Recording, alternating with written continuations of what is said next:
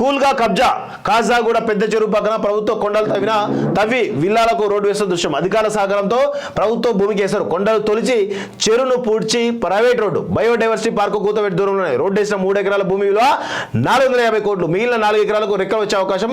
ఎన్నికల కోడ్ సమయంలో మొదలైన పనులు ప్రభుత్వం మారినా కొనసాగుతున్న సహకారం.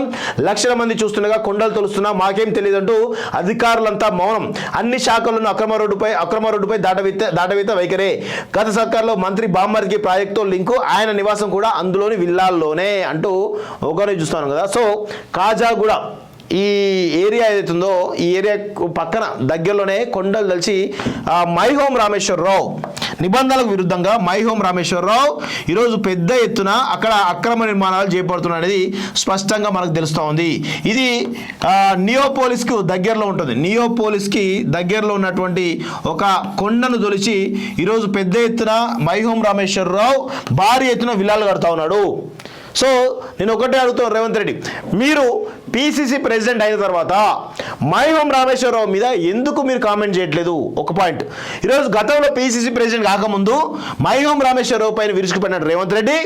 పిసిసి ప్రెసిడెంట్ అయిన తర్వాత కానీ ఈరోజు మీరు ఆనాడు చేసినటువంటి అక్రమాలు, పిసిసి ప్రెసిడెంట్ కాకముందు మై హోమ్ అక్రమాల పైన మీరు విరోచిత పోరాటం చేశారు.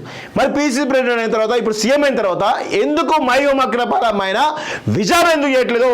ఈరోజు తెలంగాణ ప్రజలకు చెప్పాల్సిన అవసరం ఉంది. దయచేసి రేవంత్ రెడ్డి మై హోమ్ మీద ఎందుకు సైలెంట్గా ఉన్నాడు? మై హోమ్ అంటేనే ఇట్లా ఆయన పైన TV9 వేదికగా అన్ని రకాలుగా దుష్ప్రచారాలు చేసి అన్ని చేస్తే ఈరోజు రేవంత్ రెడ్డి ఆయన పైన చర్యలు తీసుకోవడానికి ఎందుకు వెనకాడుతూ ఉన్నాడు అనేది ఈరోజు ప్రజలకు తెలియాల్సిన అవసరం ఉంది. ఇది బలంగా మేమైతే రోజు దీనిపైన కథనాలు కూడా చేస్తాం. ఖచ్చితంగా వాళ్ళ కాంగ్రెస్ పార్టీ నాయకులతో తీసుకెళ్లే కథనాలు చేస్తాం వాస్తవంగా.